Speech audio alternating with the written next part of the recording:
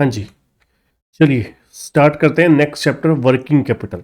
Working capital chapter आप मान के चलिए सबसे बड़ा हमारे फाइनेंशियल मैनेजमेंट का चैप्टर है, सबसे इम्पोर्टेंट, हाईएस्ट वेटेज वाला आप कह सकते हो, क्योंकि एक्चुअली में वर्किंग कैपिटल में एक नहीं, तकरीबन आप कह सकते हो 4 से 5 यूनिट आ जाते हैं। अब वो कौन कौन से आ जाते हैं? सबसे पहले नंबर पे अगर हम बात करें वर्किंग कैपिटल में, पहले नंबर पे वर्किंग कैपिटल फाइनेंस, जो हमारा जो नॉर्मल वर्किंग कैपिटल बोलते हैं वो चैप्टर आ जाता है। दूसरे नंबर पे आपका इन्वेंट्री मैनेजमेंट, ठीक है जी। तीसरे नंबर पे आपका चैप्टर आ जाता है रिसीवेबल मैनेजमेंट, फिर आपका कैश मैनेजमेंट, और पांचवें नंबर पे रिसीवेबल के साथ साथ पेबल मैनेजमेंट भी आ जाता है, ठीक है जी। अगर आप देखें तो एक्चुअली में चैप्टर जो है वो मेन 3 है, मेन 3, ठीक है, जिसमें से आपको एग्ज़ाम में भी आएगा और पढ़ने को भी काफ़ी कुछ है। पहला वर्किंग कैपिटल फाइनेंस, दूसरा इन्वेंट्री, तीसरा रिसीवेबल मैनेजमेंट, ठीक है जी।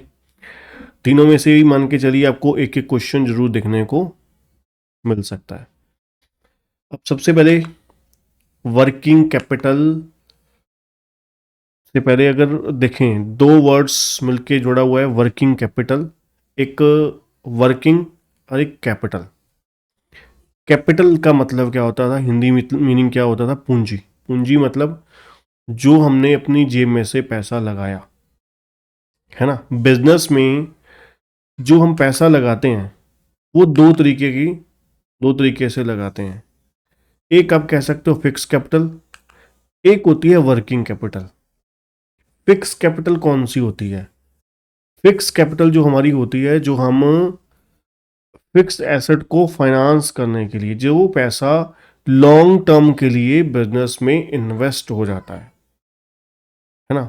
बिल्डिंग परचेज करने के लिए आपको फंड चाहिए, कोई प्रोजेक्ट के लिए लॉन्ग टर्म के लिए, है ना, कोई लैंड वगैरह के लिए, कोई प्लांट मशीनरी के लिए, है ना। तो ये जो पैसा चाहिए that is called long term fund, ठीक है जी, या फिक्स कैपिटल बोल सकते हो, ठीक है जी। फिक्स कैपिटल जो फंड्स रिक्वायर्ड है to finance the fix assets. Fix assets को फाइनेंस करने के लिए जो हमारे पास पैसा, हमारे को जो पैसा चाहिए उसको हम क्या बोलते हैं जी? उसको हम फिक्स कैपिटल बोलते हैं, ठीक है जी। फिक्स कैपिटल किस लिए है? To finance the fix assets. दूसरी कैपिटल होती है हमारी वर्किंग कैपिटल। वर्किंग कैपिटल क्या है? Working capital means funds required to meet the day to day business operation requirement, या बोल सकते हो day to day business needs और रिक्वायरमेंट्स को फुलफिल करने के लिए जो पैसा चाहिए उसको हम बोलते हैं working capital. Day to day business requirements को पूरा करने के लिए, फंड्स नीड को पूरा करने के लिए, जो बिजनेस में हमारी रोजाना जो नीड्स होती हैं, आगे पूरा डिटेल में बात करेंगे, ठीक है, उसको हम बोलते हैं वर्किंग कैपिटल। तो कैपिटल दो तरीके की है, पूंजी एक जो ब्लॉक हो ही गई, जो आप जल्दी से अब निकाल नहीं सकते। वर्किंग कैपिटल आपकी पूंजी, लगी हुई पूंजी निकलेगी फिर वापस वहीं पर चली जाएगी, जो आप कहते हो मार्केट में, हम कहते हैं ना मार्केट में पैसा इतना फंसा हुआ है, तो वो पूंजी आपकी, आप सेल करते हो, पैसा आता है, फिर लग जाता है, फिर आता है, फिर लग जाता है, रोटेट होता रहता है, ठीक है जी। That is called working capital. उसके बाद आगे बात करते हैं वर्किंग कैपिटल एक्चुअली में है क्या। अब एक एक करके परतें खोलेंगे। कहते हैं वर्किंग कैपिटल जो है वो वेरी इंपॉर्टेंट है for an organisation. It is called the blood of the organisation. कैसे? कि भाई अगर आप मान लीजिए आपके पास गाड़ी है, ठीक है जी, मान लीजिए आपके पास गाड़ी है। अब गाड़ी चलाने के लिए पेट्रोल चाहिए और डीजल, जिससे भी चलती है, ठीक है।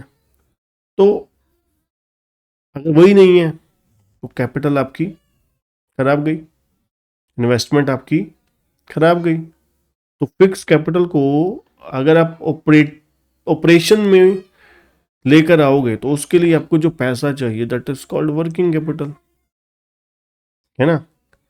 तो ब्लड है एक्चुअली में ऑर्गेनाइजेशन का। अगर वर्किंग कैपिटल निकाल दोगे अगर बिजनेस में से, तो बिजनेस बंद हो जाएगा, ठप पड़ जाएगा। ठीक। Working capital means funds required to meet the day to day business. रोजाना हमारी जो जरूरतें हैं, रोजाना जो हमारी जरूरतें हैं, उसको हम वर्किंग कैपिटल बोलते हैं। वो कैसे? अब देखिए, हमारे को फैक्ट्री में मैन्युफैक्चरिंग करते हैं हम लोग। मैन्युफैक्चरिंग करने पर हमें रॉ मटेरियल भी चाहिए, लेबर को पैसा देना है ना, और बहुत सारे छोटे मोटे खर्चे हैं रोजाना हैं। ठीक है। तो वो सारे चीज़ों के लिए जो पैसा चाहिए, अपने डेटर से पैसा आ गया, डेटर को क्रेडिटर को दे दिया है या देना है, वो सब कुछ क्या है, रोजाना रोजमर्रा की चीज़ें ही हैं। हमारा रोज का काम है ना। मैन्युफैक्चरिंग करते हैं, सेल करते हैं, मैन्युफैक्चरिंग करते हैं, सेल करते हैं। ठीक है जी। तो वही जो पैसा चाहिए हमें day to day business needs को पूरा करने के लिए, that is called working capital. Working capital may be defined as all the short term assets used in the daily operation. जो सभी शॉर्ट टर्म एसेट्स हैं जो यूज्ड हो रही हैं हमारे किस में, यूज्ड हो रही हैं हमारे डेली ऑपरेशन में। शॉर्ट टर्म एसेट्स जो यूज्ड हो रही हैं डेली ऑपरेशन में, है ना। जैसे मैंने बोला कि raw material, finish goods, debtor, है ना। ये जो एसेट्स हैं ये रोजमर्रा में यूज हो रही हैं बिजनेस ऑपरेशन में। ठीक है। Capital which is required to finance the current asset. जो पैसा चाहिए करंट एसेट को फाइनेंस करने के लिए। अब देखिए ना, रॉ मटेरियल आपके पास पड़ा हुआ है, अब उसके लिए पैसा कहीं से तो आपको इंतजाम करना ही पड़ेगा ना, है ना। उसके लिए आपको कहीं से तो पैसा इंतजाम करना ही पड़ेगा। तो जो वो पैसा चाहिए उसको हम बोलते हैं वर्किंग कैपिटल, है ना। आपको मैन्युफैक्चरिंग के लिए मटेरियल चाहिए, लेबर को अपना पैसे देने हैं, वो तो देने ही पड़ेंगे, है ना। और आपका डेटर ने एक महीना पैसा नहीं दिया, ठीक है, वो मार्केट में पैसा ब्लॉक हो गया क्रेडिट सेल पर। ठीक है। तो ये सब चीज़ें आपको पहले, ऐसा तो नहीं है कि सारी सेल आप कैश पे नगद ही करोगे। अब मार्केट का ट्रेंड है, जिस इंडस्ट्री से आप बिलोंग करते हो वहाँ पर एक महीने का या 2 महीने का मान लीजिए ट्रेंड है, तो 2 महीने का माल आपका मार्केट में रह गया, तो वो 2 महीने का पहले आपने माल बनाया, बेचा। अब ऐसा तो नहीं है आप इंतजार करोगे 2 महीने कि 2 महीने बाद पैसे आएंगे फिर आगे प्रोसेसिंग मैन्युफैक्चरिंग शुरू करेंगे फिर आगे गाड़ी बढ़ाएंगे, नहीं ना। तो आपको करना क्या पड़ेगा, पहले ही पैसे का, फंड्स का, फाइनेंस का अरेंजमेंट करके रखना पड़ेगा। करेक्ट। तो इसीलिए कह रहे हैं जो कैपिटल रिक्वायर्ड है फाइनेंस एसेट्स, करंट एसेट्स को फाइनेंस करने के लिए, उससे हम बोलते हैं वर्किंग कैपिटल। ठीक है जी। जो हम बात कर रहे थे शुरू में ही कैपिटल के बारे में, जो फिक्स एसेट्स को, जो फिक्स एसेट को फाइनेंस करने के लिए फंड्स चाहिए वो फिक्स कैपिटल होती है।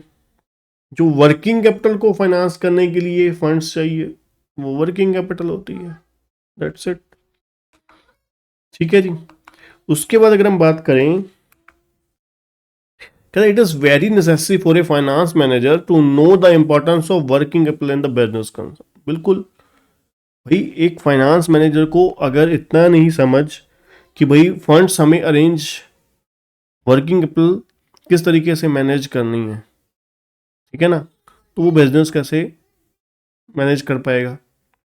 इसलिए कह रहे हैं साफ साफ कि भी बहुत बड़ी नेसेसिटी है हर फाइनेंस मैनेजर के लिए कि वो वर्किंग कैपिटल की नीड को, रिक्वायरमेंट को, नेसेसिटी को समझ जाए अगर अच्छे से बिजनेस रन करना चाहता है तो। ठीक है जी। अब यहां पर वर्किंग कैपिटल से मतलब हमने क्या समझा, current asset minus current liability. Working capital क्या है, current asset minus current liability. तो कुल मिला के वर्किंग कैपिटल है क्या? जो डे टू डे प्रोसीडिंग को, जो day to day business requirement को फुलफिल करने के लिए, मीट करने के लिए जो पैसा चाहिए, उसे हम बोलते हैं वर्किंग कैपिटल। जो फंड्स रिक्वायर्ड है या फंड्स हमें चाहिए to finance the current asset, short term assets, उसको हम बोलते हैं, उस कैपिटल को वर्किंग कैपिटल बोलते हैं। और इक्वेशनल फॉर्म में क्या है? Current asset minus current liability. ठीक है जी, आगे बढ़ते हैं जी। वर्किंग कैपिटल हमारी पॉजिटिव भी हो सकती है, नेगेटिव भी हो सकती है। बिल्कुल हो सकती है जी, क्यों नहीं हो सकती। वर्किंग कैपिटल पॉजिटिव कब होगी? जब करंट एसेट ज़्यादा है करंट लायबिलिटी से, सीधी सी बात है। जब करंट एसेट्स हमारी करंट लायबिलिटी से ज़्यादा हो जाएंगी तो वो वर्किंग कैपिटल पॉजिटिव हो गई, है ना। जब current asset more than current liability हो गई तो वो पॉजिटिव हो गई। अगर current asset less than current liability है तो वो नेगेटिव वर्किंग कैपिटल हो गई, है ना। अब इसका इम्पैक्ट क्या है, ध्यान से सुनिएगा, बहुत इंटरेस्टिंग पॉइंट है ये। कहते हैं जो नेगेटिव वर्किंग कैपिटल है adversely affect the profit of the concern. वो कैसे? कहते हैं it is not possible to survive with the negative working capital. अगर आपके पास बिजनेस रन करने के लिए फंड्स ही नहीं है, शॉर्ट टर्म फंड्स ही नहीं, लिक्विडिटी, है ना। हम लोगों ने रेशियो एनालिसिस चैप्टर किया, एनालिसिस ऑफ फाइनेंशियल स्टेटमेंट। अब रेशियो एनालिसिस में क्या समझा? लिक्विडिटी रेशियोज इतनी सारी थी, है ना। वहां वो हम किस लिए पढ़ रहे हैं? किस लिए पढ़ा हमने वो? इसीलिए ही लिक्विडिटी रेशियोज पढ़ी ना, कि भाई लिक्विडिटी की आप इंपॉर्टेंस को समझो, कि भाई अगर लिक्विडिटी हम मेंटेन नहीं कर पाए तो ये जो इतनी बड़ी तामझाम है, इतनी बड़ी एसेट्स हैं इतनी सारी, है ना, तो वो किसी काम की नहीं है अगर हम लिक्विडिटी ही मेंटेन नहीं कर पाए तो। ठीक है ना। तो कुल मिला के कहने की बात ये है कि भाई जो नेगेटिव वर्किंग कैपिटल है वो एडवर्सली अफेक्ट करेगी प्रॉफिट ऑफ द कंसर्न को, है ना। क्योंकि जो नेगेटिव वर्किंग कैपिटल के साथ बिजनेस को चलाना, बिजनेस को सुचारू रूप से चलाना, बढ़िया रूप से चलाना बहुत मुश्किल है, या इम्पॉसिबल ही कह लीजिए। ठीक है ना। Without availability of liquid funds business firm can not utilise the asset. जैसे मैंने आपको बता ही दिया एक सिंपल छोटी सी साधारण सी एग्जांपल के साथ साथ, है ना। अब आपके पास पढ़ने के लिए बुक्स हैं, ठीक है जी, पढ़ने के लिए बुक्स हैं, आपके पास हमारे लेक्चर देखने के लिए क्लासेस हैं, ठीक है, पर आपके पास इंटरनेट नहीं है। आप इंटरनेट ब्रॉडबैंड के लिए आपके पास फंड्स नहीं है। मोबाइल है आपके पास, आपको भी पता है मोबाइल, अगर आपके पास 15,000 का, 20,000 का, 30,000 रुपए का, आप एप्पल वर्गे तो 2-2 लाख रुपए के भी हैं, है ना। तो 2 लाख रुपए का आपके पास फ़ोन है। अब कई बार क्या होता है, मैं आपको हंसी वाली एक बहुत इंटरेस्टिंग सी बात बताता हूँ कि मजाक में ही ले लीजिए, तो वैसे भी नॉर्मली अगर मैं बात करूँ, एक स्टूडेंट था, तो उसने उस समय आईफोन आई थिंक सो 6 या 7 लिया, 7 मेरे ख्याल से, ये काफ़ी पुरानी बात हो गई, 2000 तकरीबन 15, मेरे ख्याल से 15 ही होगा, 15 या 16 होगा, ठीक है। तो आईफोन 7 उसने लिया, लड़के ने 60,000 या 70,000 का था, इसके अराउंड के मेरे ख्याल से, जहाँ तक मुझे याद है। तो उसको मैंने कहा, मैं कवर चढ़वा रहे यार, उसको स्क्रीन गार्ड लगवा के आया, कहते सर फ़ोन दिखना, मैं कहा अच्छा है, बहुत बढ़िया, ठीक है। तो उसको बोला मैंने, मैं कहा यार इसको बढ़िया सा अपना कवर वगैरह चढ़वा लो। कहते नहीं सर ये वाला मैं ना वो अपना ट्रांसपेरेंट वाला ले आया, ये 100 रुपीज़ का था। मैं कहा नहीं वो दूसरे वाला का, नहीं नहीं सर वो 200-300 रुपये उस पर कौन खर्च करे। मतलब क्या है, वो इतनी बड़ी एसेट्स, एसेट पे कैपिटल इन्वेस्टमेंट कर दी, जो उसको छोटी सी अमाउंट चाहिए उसको रन करने के लिए, है ना। आपके पास मान लीजिए मोबाइल ही है, सिंपल मोबाइल है 10-15 हज़ार रुपये का, ठीक है। अब आपको उसको चलाने के लिए आपके पास इंटरनेट कनेक्शन ही नहीं है, तो मोबाइल आपको पता है वो आप 15 मिनट आधा घंटा जो गेम चलाने वाले हैं, है ना, शौकीन हैं, वो ज़्यादा से ज़्यादा चला लेंगे, अदरवाइज वो खाली डब्बा ही रह गया आपके हाथ में। तो आप 15 मिनट, 10 मिनट, आधा घंटा, 1 घंटे के बाद बोर हो जाओगे, वो फ़ोन आपको किसी काम का नहीं लगेगा। ठीक है जी। तो कहने का मतलब क्या है कि आपके पास लिक्विडिटी नहीं है, तो अब गाड़ी की मैं बात कर रहा था आपको, है ना, 2 व्हीलर 4 व्हीलर आपके पास है, ठीक है। तो वो 4 व्हीलर आपके पास है, 2 व्हीलर आपके पास है, पर आपके पास पेट्रोल डलवाने के लिए, डीजल गाड़ी में डीजल डलवाने के लिए आपके पास पैसे नहीं है, तो लिक्विडिटी तो है ही नहीं, अब वो गाड़ी भी किसी काम की नहीं रही। ठीक है, आईफोन है आपके पास 2 लाख रुपए का, पर रिचार्ज करवाने के लिए, है ना, 150 रुपये महीने का, वो पैसे नहीं है आपके पास, क्या कर पाओगे, यूटिलाइज नहीं कर पाओगे। ठीक है जी।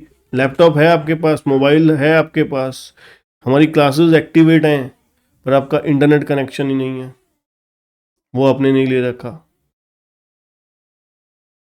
ठीक है ना। तो कहने का मतलब इन शॉर्ट यही है, तो कि भाई जब तक आपके पास लिक्विड फंड्स नहीं है तब तक आप इजीली रन नहीं कर सकते अपने बिजनेस को, सुचारू रूप से नहीं चला सकते बिजनेस को। ठीक। Without availability of liquid funds business firm can not utilise the assets, सीधी सीधी सी बात है। इसलिए negative working capital adversely affect करती है बिजनेस ऑर्गेनाइजेशन को। ठीक है जी। बिल्कुल पॉसिबल नहीं है बिजनेस सरवाइव करना विदाउट पॉजिटिव वर्किंग कैपिटल। ठीक है जी। ये आपको पॉजिटिव और नेगेटिव वर्किंग कैपिटल का मतलब पता लग गया। आगे बढ़ते हैं जी, डिटर्मिनेंट्स। ये बहुत इंपॉर्टेंट है, ये आपको थ्योरेटिकल क्वेश्चन, थ्योरी क्वेश्चन भी 4-5 नंबर में आ सकता है, मादा रखता है। ठीक है जी। इंडिविजुअल कैपेसिटी है इस क्वेश्चन की कि आपको ये थ्योरी क्वेश्चन एग्जाम में आ सकता है। ठीक है जी। उससे बड़ी बात, वर्किंग कैपिटल का कॉन्सेप्ट प्रैक्टिकल अंडरस्टैंडिंग के लिए ये आपको बहुत अच्छे से सुनना है और समझना है, थ्योरी करके छोड़ नहीं देना इसको। चलिए जी। कहते हैं जो वर्किंग कैपिटल है, पहली बात तो हम पढ़ क्या रहे हैं, डिटर्मिनेंट। डिटर्मिनेंट मींस कौन सी चीजें या फैक्टर अफेक्टिंग द, या दूसरा क्वेश्चन इसको क्या बोल सकते हो, factor affecting the working capital requirement. कौन से फैक्टर जो हैं वो, डिटर्मिनेंट्स जो हैं वो तय करते हैं कि वर्किंग कैपिटल होगी नहीं होगी, कम होगी ज्यादा होगी। दोबारा बोलता हूं, ध्यान से सुनिएगा। कौन से फैक्टर तय करते हैं कि वर्किंग कैपिटल कम होगी, ज्यादा होगी, बहुत ज्यादा होगी या होगी नहीं, है ना। डिटर्मिनेंट्स उसको कहते हैं जी। पहले नंबर पे हम क्या पढ़ रहे हैं जी, नेचर ऑफ बिजनेस। अब बिजनेस की नेचर पे डिपेंड करता है कि उनकी वर्किंग कैपिटल की रिक्वायरमेंट, नीड कम होगी या ज्यादा होगी। कैसे कैसे companies working capital requirement are directly related to the nature of business, its conduct. For example, एक company engage in the manufacturing item, अब उनको ज्यादा वर्किंग कैपिटल चाहिए। अगर एक कंपनी मैन्युफैक्चरिंग सेक्टर से बिलोंग करती है तो उसको ज़्यादा चाहिए होगी। ट्रेडिंग कंसर्न में अगर वो एंगेज्ड है तो उसको थोड़ी सी कम चाहिए होगी। सर्विस सेक्टर वाले को और कम चाहिए होगी, क्योंकि उनके तो सर्विस सेक्टर वालों के तो ज़्यादातर फिक्स ही खर्चे होते हैं जी। ठीक है ना। तो कहने का मतलब क्या है, बिजनेस के नेचर के अकॉर्डिंगली वर्किंग कैपिटल की जो रिक्वायरमेंट है वो अप डाउन हो सकती है। ठीक है जी। तो पहला हमारा डिटर्मिनेंट क्या है, nature of the business. Business का नेचर तय करता है कि वर्किंग कैपिटल कितनी होनी चाहिए या होगी। दूसरा साइज ऑफ द बिजनेस, यार ये कोई बताने वाला पॉइंट थोड़ी ना है। बिजनेस का साइज अगर बड़ा होगा तो वर्किंग कैपिटल भी ज़्यादा चाहिए। अगर एक 100 करोड़ टर्नओवर वाली कंपनी है, अगर एक 100 करोड़ टर्नओवर वाली कंपनी है तो उसको उसी हिसाब से ही क्या चाहिए, वर्किंग कैपिटल चाहिए।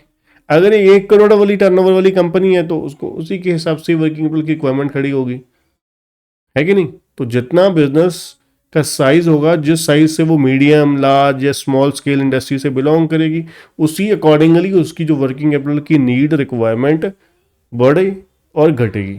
करेक्ट। आगे बढ़ते हैं जी। Sales policy very important. Sales policy भी तय करती है कि वर्किंग कैपिटल ज़्यादा रिक्वायरमेंट है कि कम। अब मान लीजिए हमारी सेल पॉलिसी, जैसे आपको पता होगा देश की इकलौती संस्था है जो एडवांस पे काम करती, फिर भी घाटे में है। Indian railway. इंडियन रेलवे आपको पता है, पहले आप टिकट बुक करवाओगे फिर बैठोगे, है ना। कई तो हम लोग अब मान लीजिए कहीं दूर दराज जाते हैं तो वहाँ पर तो 3-3 4-4 महीने पहले बुक करवा देते हैं, एडवांस में पेमेंट चली जाती है ना। तो 3-4% ब्याज भी हो गया उसका, 1% ब्याज भी जोड़ लीजिए। तो कहने का मतलब साफ साफ ये है कि भाई वो सेल पॉलिसी क्या है उनकी, एडवांस। तो वर्किंग कैपिटल भी उसी हिसाब से चाहिए होगी उनको, है ना। अब मान लीजिए कोई कंपनी ऐसी है जो इंडस्ट्री से बिलोंग करती है, जहाँ पर मान लीजिए हॉजरी है, टेक्सटाइल इंडस्ट्री है, ठीक है। तो हॉजरी में 4-4 6-6 महीने का अपना क्रेडिट पीरियड होता है, ठीक है। तो वहाँ पर आपको पता है वर्किंग कैपिटल भी ज़्यादा चाहिए। अगर मान लीजिए, ठीक है, जो नॉर्मल बिजनेस है, मान लीजिए कोई 1 हफ्ता देता है तो उस हिसाब से उसका 7 डेज अपना देता है, अलाउ करता है अपने डेटर को रीपेमेंट पेमेंट के लिए। अगर कोई सात उसके उस सेम इंडस्ट्री का कोई और बिजनेस एंटिटी है, वो 7 की जगह 14 दिन देता है, 14 डेज, तो उसकी जो वर्किंग कैपिटल रिक्वायरमेंट है दूसरे एंटिटी के कंपैरेटिवली डबल हो जाएगी, अगर सेम टर्नओवर कैटेगरी से बिलोंग करते हैं तो। मतलब सिंपल सा है, सेल पॉलिसी कैसी है कंपनी की। वर्किंग कैपिटल रिक्वायरमेंट में vary on the basis of sales policy of the same industry, है ना। जैसे मैंने आपको बोला कि भाई हॉजरी इंडस्ट्री का बात करा, तो वो अपने कस्टमर को टाइम देते हैं अच्छा खासा, है ना। अगर कोई इंडस्ट्री में सिस्टम है कि भाई वहाँ पर तो आप एडवांस कहो जी, वहाँ पर कि भाई एडवांस नहीं नहीं पैसे पहले दोगे तो काम करेंगे, अगर लगेगा ठीक है जी, और 3600 बथरे बैठे हैं तुम्हारे जैसे मार्केट में, है ना। तो जितना टर्म क्या होगा, कम होगा, उतनी वर्किंग कैपिटल रिक्वायरमेंट कम होगी। जितना क्रेडिट पीरियड ज़्यादा होगा उतनी वर्किंग कैपिटल की रिक्वायरमेंट भी बढ़ जाएगी, ठीक। तो सेल पॉलिसी भी एक इंपॉर्टेंट फैक्टर है, इंपॉर्टेंट डिटर्मिनेंट है वर्किंग कैपिटल की रिक्वायरमेंट को तय करने का, ठीक। Production cycle. अब प्रोडक्शन साइकिल से मतलब क्या है, प्रोडक्शन साइकिल से मतलब है कि कहते हैं जो प्रोडक्शन साइकिल है वो डिटरमाइन करता है वर्किंग कैपिटल की अमाउंट। वो कैसे, कहते हैं टोटल टाइम इन्वॉल्व कितना है from the procurement of raw material to finish goods या सेल प्रोसीड, सॉरी। अब देखिए कितने दिन का साइकिल है, मतलब कितने दिनों में हमारा रॉ मटेरियल आया, उसको हमने प्रोसेस करा, work in progress, finish goods से सेल, सेल से वापस कैश, कैश से फिर साइकिल चला दी वापस। तो इस पूरे प्रोसेस को कितने दिन लगे, जिस एंटिटी या इंडस्ट्री का जितना प्रोसेसिंग साइकिल बड़ा होगा उसको उतनी वर्किंग कैपिटल ज़्यादा चाहिए, है ना। अगर किसी इंडस्ट्री का प्रोडक्शन साइकिल 15 दिन है, उसका कम होगा। कोई इंडस्ट्री ऐसी है मान लीजिए जहाँ पर 3-3 4-4 6-6 महीने भी हैं, साल साल भी है, 12-12 महीने भी है, तो उनका प्रोडक्शन साइकिल बड़ा होने की वजह से वर्किंग कैपिटल रिक्वायरमेंट भी बड़ी ही होगी। है ना। तो कहने का मतलब क्या है कि भाई कितने समय में रॉ मटेरियल से कैश प्रोसीड्स में आप कन्वर्ट कर देते हो, तो उसी हिसाब से ही वर्किंग कैपिटल की जो नीड है वो आपकी होगी। ऑपरेशनल एफिशिएंसी, ऑपरेशनल एफिशिएंसी से मतलब क्या है, operating efficiency of the management is also an important determinant of the level of working capital. क्या कह रहे हैं जी, जो ऑपरेटिंग एफिशिएंसी है मैनेजमेंट की, वो कहते हैं एक इंपॉर्टेंट डिटर्मिनेंट है of the level of working capital.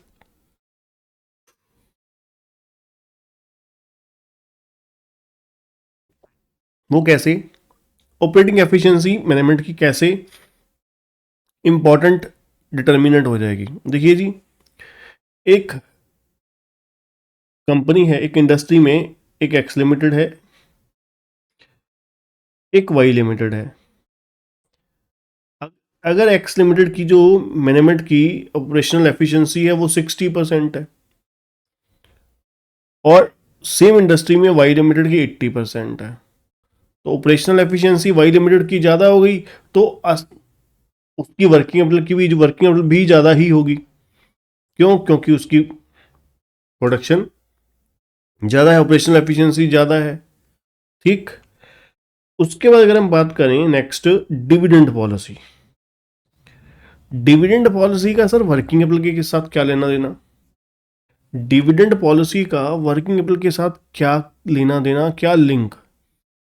सीधा सीधा लिंक है जी। कैसे? ध्यान से सुनिएगा, बड़ा इंटरेस्टिंग पॉइंट है ये भी। Dividend policy of the company affects the working capital requirement of a company. A change in the dividend policy of a company require change in the working capital also. वो कैसे? पहले एक company dividend दिया करती थी 2 रुपए पर share.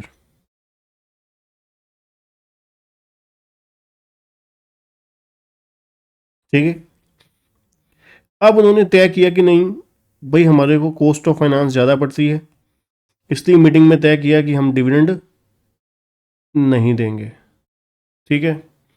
अब मान लीजिए 1 करोड़ रुपए का fund, 1 crore number of share थे, 1 करोड़ नंबर ऑफ शेयर थे। ठीक है। तो देखा जाए 2 करोड़ रुपए,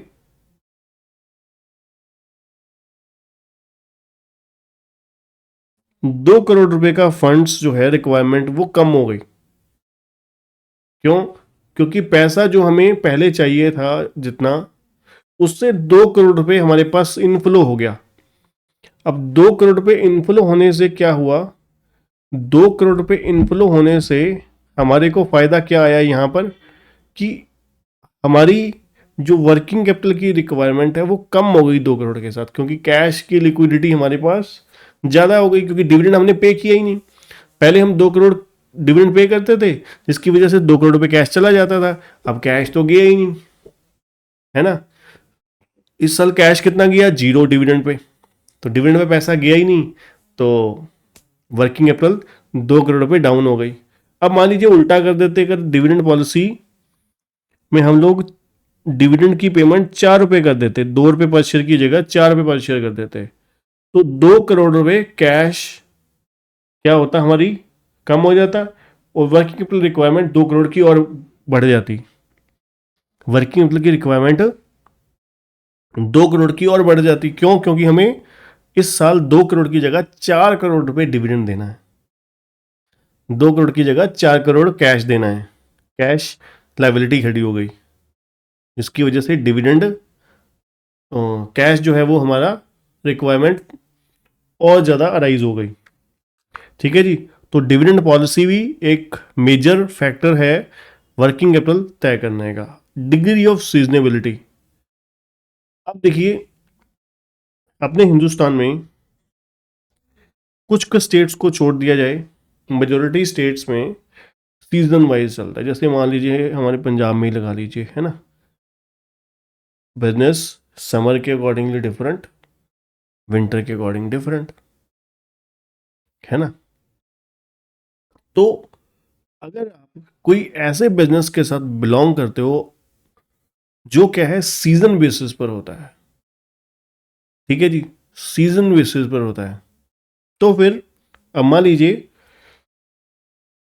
आपका कोई मैरिज हॉल है, ठीक है, आपका मैरिज हॉल है कोई, तो वहां पर जो मान लीजिए जैसे अगर देखा जाए तो जनरल नॉर्मली अगर बात करें तो एक टाइम पीरियड होता है, मान लीजिए ये नवंबर दिसंबर का, खास करके नवंबर दिसंबर जनवरी इन मंथ्स में काफ़ी अच्छी खासी शादी ब्याह वगैरह होते हैं जो नवरात्रे वगैरह के बाद होते हैं, ठीक है।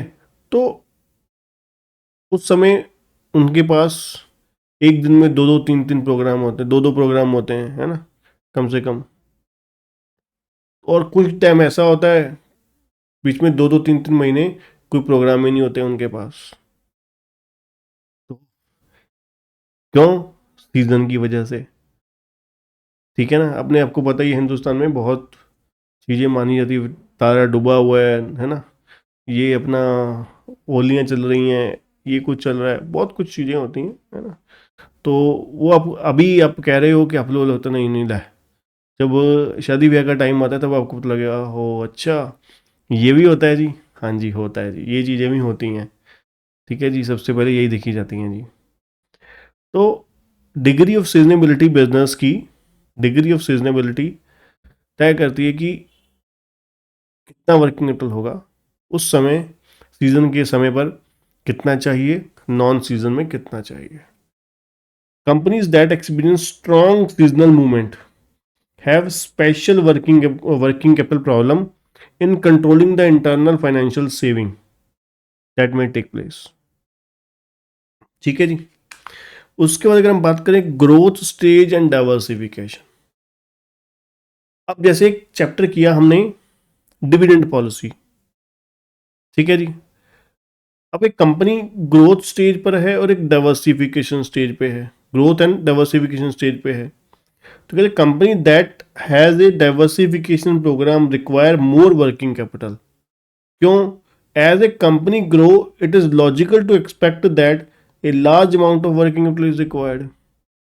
अगर एक कंपनी, जैसे मान लीजिए बहुत सारी कंपनियां हैं जो अगर अपने बिजनेस को बढ़ा दे रही हैं, ठीक है, अपने बिजनेस को एक्सपैंड कर रही हैं, अब वो एक्सपैंड कर रही हैं तो उसी अकॉर्डिंग एक्सपेंशन, जितना एक्सपेंशन लेवल इंक्रीज कर रही हैं तो उसी एक्सपेंशन लेवल के अकॉर्डिंगली वो क्या होगा, वर्किंग कैपिटल की रिक्वायरमेंट भी बढ़ेगी, उनकी वर्किंग कैपिटल की रिक्वायरमेंट भी बढ़ेगी। तो कुल मिला के बड़ी सीधी सीधी सी बात है, अगर आप ग्रोथ एंड डाइवर्सिफिकेशन स्टेज पर हो तो आपको वर्किंग कैपिटल भी ज़्यादा चाहिए। क्यों? क्योंकि आप ज़्यादा प्रोडक्शन, ज़्यादा सेल, तो ज़्यादा वर्किंग कैपिटल, ठीक। तो ये आपका सारे फैक्टर्स हो गए, डिटर्मिनेंट्स हो गए, है ना, जो तय करते हैं वर्किंग कैपिटल रिक्वायरमेंट, कि वर्किंग कैपिटल रिक्वायरमेंट कितना होगा। चलिए जी अब बढ़ते हैं आगे। अगला क्या है, वर्किंग कैपिटल की टाइप्स। ये भी इंटरेस्टिंग है जी, काफ़ी इंटरेस्टिंग है, नॉलेजेबल चीज़ है आपके लिए। वर्किंग कैपिटल की टाइप्स कौन कौन सी होती हैं? सबसे पहले बात करेंगे short term working capital. Short term working capital क्या होती है जी? कहते हैं short term working capital varies directly with the level of activity achieve by A company. कहते हैं ये वेरी करती है directly with the level of activity जो अचीव की गई कंपनी द्वारा। The volume of operation decide the quantum of short term working capital. Volume of operation जो है वो डिसाइड करेगा कि भाई कितनी आपको शॉर्ट टर्म वर्किंग कैपिटल चाहिए। It also changes from one form to another form, from cash to inventory, from inventory to debtor, and from debtor back to cash. मतलब बड़ी सिंपल सी बात है, शॉर्ट टर्म वर्किंग कैपिटल क्या है, जो आपको very short period की, जो हम नॉर्मली हम बात करते हैं है ना, उसकी बात हो रही है। जो वॉल्यूम ऑफ ऑपरेशन जो है वो डिसाइड करेगा आपका कितना वॉल्यूम ऑफ ऑपरेशन है, मतलब कितनी किस लेवल पर हम प्रोडक्शन करते हैं, उतना ही उसी हिसाब से आपका शॉर्ट टर्म वर्किंग कैपिटल होगा। ठीक है जी। ये कहते हैं चेंज होता रहता है फॉर्म टू फॉर्म। ठीक। लॉन्ग टर्म वर्किंग कैपिटल, ये जरा ध्यान से सुनिएगा। अब आप हम सोचते यही थे कि वर्किंग कैपिटल तो वही क्या होती है जो शॉर्ट टर्म फंड से एक्वायर्ड है, जो डे टू डे नीड्स को और रिक्वायरमेंट्स को मीट फुलफिल करने के लिए, मीट करने के लिए। अब लॉन्ग टर्म वर्किंग कैपिटल क्या होता है, ये बड़ा इंटरेस्टिंग पॉइंट है जी। कहते हैं जो long term working capital represent करता है amount of funds needed to keep a company running in order to satisfy the demand at lowest point. Amount of funds needed to keep a company running in order to satisfy the demand at the lowest point. The size of the permanent working capital vary directly with the size of operation of a firm. अब बड़ी simple सी example आपको देता हूँ। कई बार क्या होता है, कोई बिजनेस हमारा ऐसा होता है कि देखिए मान लीजिए एक करियाना शॉप है, उसमें तो लॉन्ग टर्म वर्किंग कैपिटल तकरीबन ना के बराबर ही होती है, नहीं होती वो, ना के बराबर नहीं, ना ही होती है। वो कैसे, बता देता हूँ। अगर कोई चीज़ मान लीजिए कोई ग्रॉसरी शॉप में पड़ी हुई है तो वो इमीडिएटली बिकेगी, फिर बिकेगी तो दूसरी आ जाएगी। अब ऐसा तो है नहीं कोई आइटम ऐसी है कि भाई पड़ी है तो उसको जो शो पीस के तौर पर है ना हमने रखा ही हुआ है, ऐसा तो नहीं होता। आप इसको यही बिजनेस चेंज कर लीजिए। अगर आपका मान लीजिए शोरूम है मोबाइल का या फिर आपका लैपटॉप का शोरूम है, मान लीजिए आपका, ठीक है, लैपटॉप का शोरूम है, आपने देखा होगा पीस आपको सामने अपना दिखाए होते हैं लैपटॉप। ठीक है जी। तो वहाँ पर सैंपल हर मॉडल के एक एक लैपटॉप वहाँ पर शोरूम में पड़ा होता है। तो ऐसा तो नहीं है आपको पसंद आया, मान लीजिए XYZ जो भी मॉडल पसंद आया आपको, आपने कहा सर ये वाला फाइनल कर दीजिए, प्राइस प्राइस आपने तय कर बात करके बोला, प्राइसिंग भी कर ली। अब बारी आई बाय करने की, तो बाय क्या वही वाला कर लोगे जो चल रहा है? कहोगे नहीं नहीं, क्यों सर, डब्बा पैक पीस चाहिए, सील बंद, है ना। अब हमें क्या पता कितने दिन पहले खुला हुआ है, कब से चल रहा है, हम क्यों लेंगे सर इसको, डेमो वाले पीस को क्यों लेंगे, हम नहीं लेंगे, पैसे देने हैं, डब्बा बंद पीस चाहिए। तो वो ऐसा तो करते ही नहीं, वैसे भी नहीं करते, आपने देखा होगा। तो वो आपके पास किस लिए पड़ा हुआ है, to keep a company running in order to satisfy demand at a lowest point. कि भाई वो तो लोगों को डेमो पीस दिखाने के लिए पड़ा ही रहेगा वहां पर, कस्टमर आएंगे देखेंगे उनमें से कोई पीस पसंद करेंगे और गोडाउन में से वो या फिर जो भी उनका स्टोर है वहां से लाके नया दे देंगे डब्बा बंद। तो मतलब वो तो वहीं पर ही पड़ा रहेगा जब तक वो मॉडल आउटडेटेड नहीं हो जाता, कंपनी वहां से उठा नहीं लेती उस स्टोर से, नहीं, तब तक वो वहीं पर ही रहेगा। तो मतलब क्या है, वो लॉन्ग टर्म वर्किंग कैपिटल के तौर पर वहां पर मौजूद रहेगा। ठीक है जी। तो साइज अब डिपेंड करता है बिजनेस कितना, आपका शोरूम कितना बड़ा है ना। तो जितने मान लीजिए अगर कोई आप एक कंपनी है उसका आपके 10 स्टोर हैं तो 10 स्टोर के हिसाब से ही आपकी जो working long term working capital है वो बढ़ जाएगी। ठीक है जी। अगर एक ही स्टोर है तो उसी हिसाब से एक स्टोर के हिसाब से हो जाएगी। ठीक। चलिए आगे बढ़ते हैं। लॉन्ग टर्म शॉर्ट टर्म के बाद ग्रॉस वर्किंग कैपिटल। बहुत सीधी सी बात बोलते हैं, ग्रॉस वर्किंग कैपिटल का मतलब जो पैसा, ब्लॉक कह सकते हो, साधारण भाषा में ब्लॉक कह सकते हो, करंट एसेट में जो पैसा ब्लॉक है, फंसा हुआ है। अब आप कहोगे सर ऐसा क्यों बोल रहे हो आप, ब्लॉक कैसे हो गया? अरे ब्लॉक क्यों नहीं हो गया, आपके पास रॉ मटेरियल पड़ा हुआ है, कैश तो नहीं है, वर्क इन प्रोग्रेस पड़ा हुआ है, वर्क इन प्रोग्रेस मीन्स जो मटेरियल पे प्रोसेसिंग लेबर लग चुकी है, कुछ खर्चे हो चुके हैं बट अभी फिनिश में नहीं कन्वर्ट हुआ। फिनिश गुड्स आपके पास पड़ा हुआ है, बिका नहीं अभी, उसमें पैसा लगा हुआ है आपका।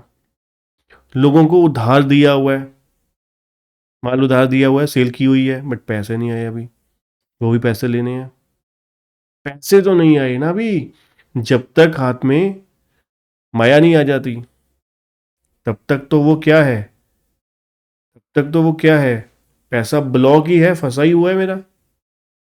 हम क्यों कह रहे हैं वर्किंग कैपिटल क्या है? Funds required to finance the short term assets. Short term assets को फाइनेंस करने के लिए जो पैसा चाहिए, दैट इज वर्किंग कैपिटल। ठीक है ना? तो ग्रॉस वर्किंग कैपिटल क्या है? जो करंट एसेट्स में पैसा लगा हुआ है, हमारा ब्लॉक है हमारा, उसको हम ग्रॉस बोलते हैं, ग्रॉस वर्किंग कैपिटल। और नेट, जो वर्किंग कैपिटल हम लोग पढ़े थे वो नेट ही थी, current asset minus current liability is equal to net working capital.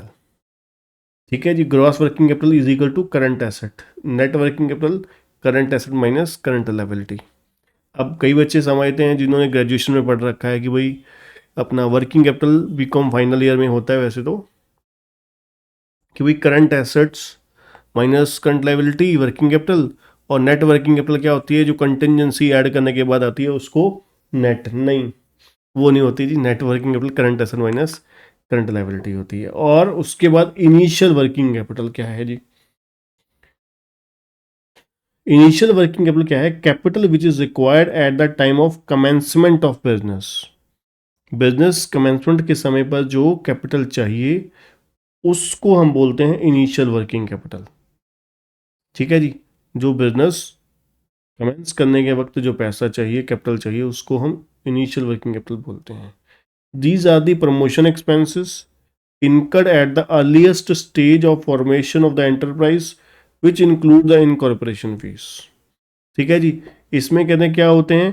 Promotion expenses होते हैं जो अर्लीस्ट स्टेज पे ही हमारे खर्चे हो जाते हैं, जिसमें इंक्लूड है कंपनी इनकॉर्पोरेट करवाने का जो खर्चा होता है, रजिस्ट्रेशन का जिसको हम बोलते हैं, वो खर्चे हो गए जी। ठीक है जी, ये आपकी इनिशियल वर्किंग कैपिटल हो गई। उसके बाद आ गई हमारी रेगुलर वर्किंग कैपिटल। अब ये रेगुलर वर्किंग कैपिटल क्या है जी? Regular working capital remain always in the enterprise for the successful operation. जो कहते हैं ना रोटेट होती रहती, जैसे मैं आपको बोल रहा था कि वर्किंग कैपिटल क्या है, आती है फिर लग जाती है, उसको हम रेगुलर वर्किंग कैपिटल बोल सकते हैं, है ना? जो क्या है, हमेशा रहती है, remain always in the enterprise for successful operation. It supplies the fund necessary to meet the current working expenses, that is for purchasing the material, supply, wages, salary and other sundry expenses। ठीक, उसके बाद fluctuating. Fluctuating क्या है? बहुत यहाँ पर तो बहुत माइनर सा डिफरेंस है फ्लक्चुएटिंग में। कहते fluctuating capital is needed to meet the seasonal requirement, है ना? अब जैसे मैंने आपको बोला कि ऑफ सीजन में आपको वर्किंग कैपिटल कम चाहिए, सीजन में ज़्यादा चाहिए, तो डिफरेंस फ्लक्चुएटिंग है ना, fluctuating working capital. It is used to raise the volume of production by improvement और एक्सटेंशन ऑफ मशीनरी। कहते हैं ये फ्लक्चुएटिंग वर्किंग कैपिटल को हम यूज कब करते हैं? जब हम अपनी प्रोडक्शन का वॉल्यूम इंक्रीज कर लेते हैं, जो मशीनें एक्सटेंड कर ली, एक्सपैंड कर ली, है ना? कि एक पहले दो मशीनें थी, फिर चार हो गई, चार थी छः हो गई, तो उसके लिए फ्लक्चुएटिंग वर्किंग कैपिटल। और last reserve margin working capital. ये रिजर्व मार्जिन वर्किंग कैपिटल क्या है? जैसे मैंने आपको बोला कि भी सबसे पहले करंट एसेट, करंट एसेट को क्या बोल रहे हैं जी हम लोग? Gross working capital minus current liability, ये आ गई वर्किंग कैपिटल, या इसको नेट वर्किंग कैपिटल बोल सकते हो। ठीक है जी, नेट वर्किंग कैपिटल। अब इसमें प्लस करेंगे रिजर्व मार्जिन।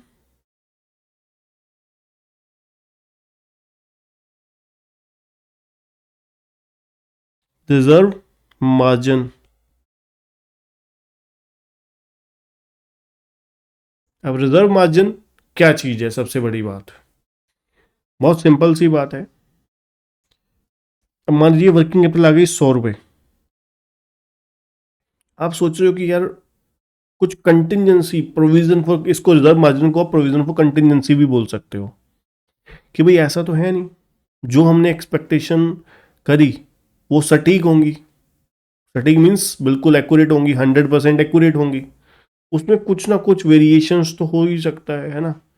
उसमें कुछ गलतियां, एरर्स और अंडर या ओवर वैल्यूएशन का कुछ ना कुछ स्कोप हो सकता है, होता है हर जगह पर।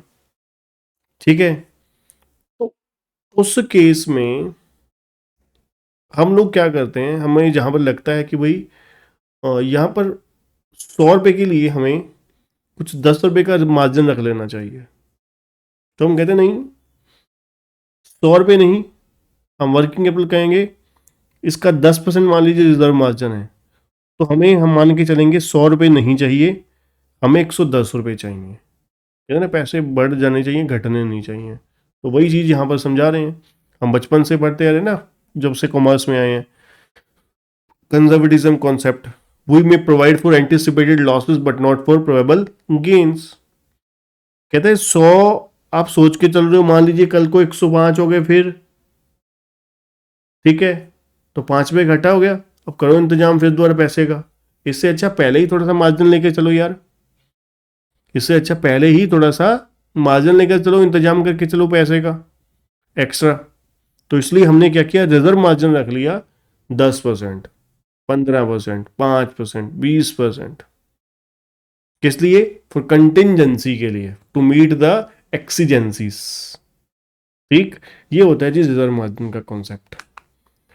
चलिए जी, अब परफॉर्मा क्या है? जैसे मैंने आपको बताया, वर्किंग कैपिटल, वर्किंग कैपिटल हम सिंपल वे में कैलकुलेट करते हैं। नंबर एक, रॉ मटेरियल में पैसा कितना ब्लॉक है, देखिए वही लिखा हुआ है, amount block in raw material, कितना पैसा रॉ मटेरियल में लगा। नंबर दो, वर्क इन प्रोग्रेस में पैसा कितना ब्लॉक हुआ। नंबर तीन, फिनिश गुड्स में। नंबर चार, डेटर। नंबर पांच, minimum cash balance required, prepaid expenses भी हो सकता है यहाँ पर एक और चीज। ठीक है, अब मिनिमम कैश बैलेंस, सर ये क्यों? देखिए बड़ी सिंपल सी बात है, आप अपने पास कुछ ना कुछ कैश तो रखोगे ना, इमीडिएट कैश तो होगा ना, ठीक है ना। तो वो कैश क्या वर्किंग कैपिटल का पार्ट नहीं होगा? पैसा आपको नगद में चाहिए, नगदी चाहिए, है ना। आपको 10,000, 50,000, 1 लाख आप कहते हो कि भाई अपने काउंटर पे रखते हैं हम हमेशा 24 घंटे, है ना, सातों दिन, 365 दिन साल में। तो वो मिनिमम कैश बैलेंस क्या है? वो भी तो वर्किंग कैपिटल का ही पार्ट है, वो ब्लॉक हुआ पड़ा है पैसा आपका, अब वहां से डर के मारे निकालते नहीं हो, तो वो भी करंट एसेट का पार्ट हो गया। उसके बाद करंट लायबिलिटी, लोगों का पैसा हमने अब ब्लॉक किया, यहाँ पे उल्टा हो गया। पहले हमारा पैसा ब्लॉक था, करंट एसेट का मतलब जो हमारा पैसा ब्लॉक था शॉर्ट टर्म एसेट्स में। अब शॉर्ट टर्म देखा जाए, लोगों का पैसा हम लोगों ने ब्लॉक कर रखा था। ठीक है, जैसे कि क्रेडिटर फॉर रॉ मटेरियल, हमने मटेरियल खरीदा, मैंने आपसे मटेरियल खरीदा, मैंने आपको बोला कि मैं पैसे 1 महीने बाद दूंगा। अब 1 महीने मैं मौज कर रहा हूँ, मेरे को देने की, पैसे देने की टेंशन नहीं है ना। 1 महीना मैं बिल्कुल टेंशन फ्री हूँ। अब टेंशन आपके गल पा दी मैंने, है ना, आपके सिर पा दी। तो कुल मिला के है क्या, creditor for raw material, current liability. Bank overdraft अगर है, ये क्रेडिटर फॉर आउटस्टैंडिंग एक्सपेंसेस है। वो कैसे? लेबर को बोला कि 15 दिन बाद आपको पैसे देंगे हम, सैलरी, या फिर एम्प्लॉयज़ को बोला कि सैलरी 1 महीने बाद मिला करेगी, तो 1 महीना देखा जाए तो हमारे पास कोई टेंशन नहीं है, काम करवा के 1 महीने बाद पैसे देंगे। ठीक है जी।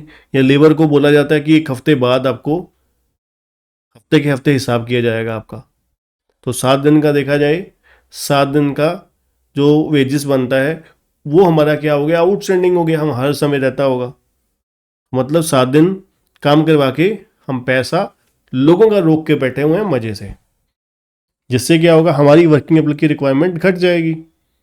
अगर हम नगद काम करवाते हैं, मान लीजिए मजदूर लगते हैं, सुबह काम करते हैं, शाम को पैसे दे देते हैं हम लोग, तो उस समय तो हमें पैसा चाहिए, तो वो वर्किंग कैपिटल रिक्वायरमेंट खड़ी हो गई। अब आप कहते हो 7 दिन बाद पैसे देंगे, तो देखा जाए 7 दिन का पैसा आपने लोगों का रोक लिया, तो आपकी वर्किंग कैपिटल रिक्वायरमेंट कम हो गई उस हिसाब से। ठीक है जी, तो ये आपकी सारी चीज़ें हो गई करंट लायबिलिटी। तो करंट एसेट में से करंट लायबिलिटी लेस करी, तो ये आपका आ गया वर्किंग कैपिटल रिक्वायरमेंट। ठीक, तो ये हमारा फॉर्मेट हो गया, परफॉर्मा हो गया वर्किंग कैपिटल का। अभी इसको छोड़ेंगे ऑपरेटिंग साइकिल पे, ठीक है। अभी इसको भी छोड़ेंगे, टंडन कमेटी वाले को भी, ये हम लास्ट में पढ़ेंगे, ठीक है। तो कुल मिला के अभी तक पढ़ने वाला क्या क्या था, हम लोगों ने क्या क्या पढ़ा, इसके बाद हम वर्किंग कैपिटल फाइनेंस का जो कॉन्सेप्ट है उसको समझेंगे, ठीक है। वर्किंग कैपिटल फाइनेंस का जो कॉन्सेप्ट है उसको समझेंगे। अब जरा कुल मिला के ध्यान से सुनिए जरा चीज़ों को हमने जो पढ़ा, कुल मिला के जो जो चीज़ें हमने पढ़ी उसको जरा ध्यान से सुनते जाना एक एक करके। सबसे पहले वर्किंग कैपिटल क्या होता है जी, जो हमें पैसा चाहिए day to day business requirement को पूरा करने के लिए, उसे हम वर्किंग कैपिटल बोलते हैं। कैपिटल दो तरीके की होती है, एक शॉर्ट टर्म एक लॉन्ग टर्म, है ना। एक शॉर्ट टर्म एक लॉन्ग टर्म। लॉन्ग टर्म क्या है, जो फंड्स रिक्वायर्ड है to finance the fix assets, उसको हम क्या बोलते हैं, फिक्स कैपिटल। जो शॉर्ट टर्म एसेट्स को फाइनेंस करने के लिए पैसा चाहिए उसको हम क्या बोलते हैं, वर्किंग कैपिटल, है ना। वर्किंग कैपिटल का फॉर्मेट हमने समझा। वर्किंग कैपिटल का फॉर्मेट कैसे था जी, raw material, work in progress, step by step ही चल रहा है ना। पहले रॉ मटेरियल आ गया, फिर वर्क इन प्रोग्रेस आ गया, फिर फिनिश गुड्स आ गया, फिर उसको हमने सेल कर दिया, डेटर आ गया, है ना। देन कुछ कैश हमारे पास रिक्वायरमेंट है, तो वो सब चीज़ें हो गई। इन पांचों को ऐड करके क्या हो गया, gross working capital, that is current asset.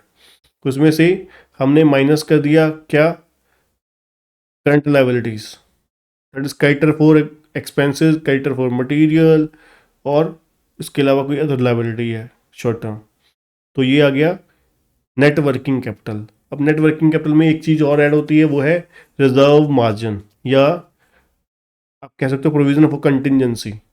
वो ऐड करने के बाद वर्किंग कैपिटल फाइनेंस आपका बन जाएगा, ठीक है जी। उसके बाद हमने डिटर्मिनेंट्स पढ़े। डिटर्मिनेंट्स क्या होते हैं जी, जो factor affecting the working capital requirements, कि कौन कौन सी चीज़ें हैं जो वर्किंग कैपिटल की रिक्वायरमेंट को बताती हैं, तय करती हैं कि भाई वर्किंग कैपिटल कितना होगा, कितना नहीं होगा, ठीक है जी। तो अब हम इसके बाद स्टार्ट करेंगे जो हमारा वर्किंग कैपिटल फाइनेंस का कॉन्सेप्ट है। एक्चुअली में जो वर्किंग कैपिटल हम लोगों ने पढ़ा, जैसे मान लीजिए, सॉरी, मान लीजिए कि हमने यहाँ पर वर्किंग कैपिटल परफॉर्मा आप देख रहे हो सामने, इसको वर्किंग कैपिटल रिक्वायरमेंट को कैलकुलेट करने के लिए या फाइंड आउट करने के लिए आप कह सकते हो दो मेथड होते हैं। एक हमारा होता है टोटल कोस्ट अप्रोच, एक होती है हमारी कैश कोस्ट अप्रोच। एक टोटल कोस्ट अप्रोच, एक कैश कोस्ट अप्रोच, दोनों में अंतर क्या है, टोटल कोस्ट और कैश कोस्ट में। टोटल कोस्ट का मतलब है टोटल, चाहे वो नॉन कैश आइटम है चाहे वो कैश आइटम है। अब नॉन कैश में कैसे, डेप्रीसिएशन, डेप्रीसिएशन जो है आपकी वो नॉन कैश आइटम है। अब जब आप कोई एसेट खरीदते हो तो उसकी डेप्रीसिएशन हम चार्ज करते हैं एक्सपेंसेस में। अगर कोई एसेट हम लोग खरीदते हैं तो उसकी क्या होती है, डेप्रीसिएशन चार्ज होती है। डेप्रीसिएशन कॉस्ट ऑफ प्रोडक्शन में ऐड होएगी, डेप्रीसिएशन कॉस्ट ऑफ प्रोडक्शन में ऐड होगी। तो टोटल कॉस्ट कैलकुलेट करते वक्त वो डेप्रिसिएशन भी कॉस्ट का पार्ट आएगा। अब वो डेप्रिसिएशन कॉस्ट का पार्ट आएगा तो डेप्रिसिएशन वर्किंग कैपिटल का भी पार्ट आएगा। ठीक। अब जो कैश कॉस्ट है उसमें सिर्फ कैश ही लेना है, मतलब डेप्रिसिएशन कॉस्ट ऑफ प्रोडक्शन का पार्ट नहीं होगा उस केस में। तो ये दो मेथड होते हैं जहां पर हम वर्किंग कैपिटल कैलकुलेट करते हैं, फाइंड आउट करते हैं, मेथड अलग अलग से। टोटल कॉस्ट में जो नॉन कैश आइटम है पर हमारे खर्चा जरूर है, एक्रूवल बेसिस पर आप कह सकते हो, वो भी वर्किंग कैपिटल का पार्ट होगा। और कैश कॉस्ट, कैश कॉस्ट में सिर्फ कैश एक्सपेंसेस। इसके अलावा हमारे को एक तो वर्किंग कैपिटल बनाना है, दूसरा हमें पी एंड एल भी पूछा जा सकता है, तीसरा हमें बैलेंस शीट भी पूछी जा सकती है। तो सभी तरीके के मैं आपको क्वेश्चन करवाने वाला हूं। पहला वर्किंग कैपिटल जो हम कैलकुलेट करेंगे, वर्किंग कैपिटल कैलकुलेट करेंगे दो अलग अलग मेथड के साथ। वर्किंग कैपिटल दो अलग अलग मेथड के साथ, टोटल कॉस्ट अप्रोच से, कैश कॉस्ट अप्रोच से। आपको क्या बताया होगा कि टोटल कॉस्ट अप्रोच से निकालिए या कैश कॉस्ट अप्रोच से? जी नहीं, आपको मोस्ट ऑफ द केस नहीं बताया जाता। आपको क्वेश्चन की सिचुएशन देख के ही पता लग जाएगा कि इस पे टोटल कॉस्ट अप्रोच लगने वाला है या कैश कॉस्ट। ठीक है जी। दूसरी चीज, P and L, profit and loss account बनाने को पूछा जा सकता है हमारे से। प्रॉफिट एंड लॉस अकाउंट में क्या करना है, जो अपने वर्किंग कैपिटल रिक्वायरमेंट निकाली उसी के ही सब चीजें यूज हो जाएंगी वहीं पर ही। कैसे? रॉ मटेरियल वहां पे यूज हो जाएगा, है ना। कॉमन एक पी एंड एल अकाउंट बन जाएगा ट्रेडिंग पी एंड एल की बजाय, है ना, जिसमें आपको ओपनिंग स्टॉक आप ले लोगे वहीं पर। ओपनिंग स्टॉक नहीं है तो, है ना, सिंपल रॉ मटेरियल जो कंज्यूम हुआ, वेजेस जो लगी, ओवरहेड्स जो लगे आपका, उसके अलावा कोई डेप्रिसिएशन वगैरह है वो आ जाएगा। क्रेडिट साइड आपकी सेल आ जाएगी, है ना, डिफरेंस प्रॉफिट या लॉस आ जाएगा। तीसरी चीज बैलेंस शीट। बैलेंस शीट में क्या होगा, एक ये आपकी जो करंट एसेट्स हैं, raw material, WIP, finish goods, cash, debtors, ये सब के सब कहाँ पर आ जाएंगे आपके, ये सब के सब नॉ करंट एसेट्स में आ जाएंगे। अगर आपको वर्टिकल फॉर्मेट में कंपनी की पूछी गई तो हम लोग वर्टिकल फॉर्मेट में बना लेंगे, नॉन करंट एसेट्स और करंट एसेट्स में। नॉन करंट एसेट्स में हमारी फिक्स एसेट्स आ जाएंगी, है ना। कोई प्लांट वगैरह दे रखा है तो बता रखा है कि उसकी डेप्रिसिएशन, अगर नहीं है तो सिंपली हम लोग क्या करेंगे, सिंपली करंट एसेट्स सारी की सारी लिख देंगे, है ना। करंट एसेट्स नोट नंबर देकर, ठीक है, उसको हम नोट में दिखा देंगे कि भाई ये हमारे पास करंट एसेट है। हमारे पास करंट एसेट में रॉ मटेरियल है जी इतने का, WIP है इतने का, फिनिश गुड्स है इतने का, डेटर है इतने का, कैश है इतने का। ठीक। दूसरी तरफ लाइबिलिटी साइड क्या दिखा देंगे जी, करंट लाइबिलिटीज। वहां पर आपको पता है क्या क्या होता है। सबसे पहले नंबर पे इक्विटी एंड लाइबिलिटी में number 1 share holder fund. Share holder fund में नंबर 1 आ जाएगा जी शेयर कैपिटल, ए पॉइंट में, बी में हो जाएगा रिजर्व एंड सरप्लस। अगर वो आपको क्वेश्चन में दे रखा है तो आप पुट कर दोगे, अदरवाइज ब्लैंक छोड़ दोगे। फिर दूसरे नंबर पे आ जाएगा जी non current liabilities. Non current liability में क्या आ जाएगा जी, आपका डिबेंचर्स, बैंक लोन वगैरह। अगर वो क्वेश्चन में दे रखे हैं तो आ जाएंगे, नहीं तो नहीं आएंगे। उसके बाद करंट लाइबिलिटी, करंट लाइबिलिटी में ये सब चीज़ें आ जाएंगी जी, क्रेडिटर फॉर रॉ मटेरियल, है ना, क्रेडिटर फॉर एक्सपेंसेस, अगर कोई बैंक ओवरड्राफ्ट है तो वो आ जाएगा, और इसके अलावा कुछ और आउटस्टैंडिंग वगैरह हुए वो चीज़ें आ जाएंगी। तो वो आपका बैलेंस शीट का टोटल भी, बैलेंस शीट भी हो जाएगी जी तीसरी चीज़। तो फुल फ्लैज क्वेश्चन जो लॉन्ग, वेरी लॉन्ग क्वेश्चन बनेगा वो इससे ज़्यादा तो बन नहीं सकता, है ना। सिंपली आपको टोटल कॉस्ट पूछी जाएगी, वो वर्किंग कैपिटल पूछी जाएगी, प्रॉफिट एंड लॉस अकाउंट पूछा जा सकता है, तीसरी बैलेंस शीट पूछी जा सकती है। ठीक, बैलेंस शीट पूछी जा सकती है। तो ये चीज़ें हम आपको वर्किंग कैपिटल फाइनेंस वाले चैप्टर में आपको पूछी जा सकती हैं। ठीक है जी। तो इसी हिसाब से ही हम पूरा का पूरा कॉन्सेप्ट प्रिपेयर करेंगे। अगले लेक्चर से फॉर्मेट हम लोगों ने समझ लिया है, फॉर्मेट क्या है। अब एक एक करके one by one question step by step चलते जाएंगे। क्वेश्चन आपको पहले क्वेश्चन से शुरुआत करते हुए मैं आपको कॉन्सेप्ट समझाता जाऊंगा कि किस तरीके से वर्किंग कैपिटल कितने यूनिट्स पे कितनी कैलकुलेट करने से कैसे कैसे कैलकुलेशन, सब कुछ A to Z step by step हम सीखते जाएंगे। ठीक है जी।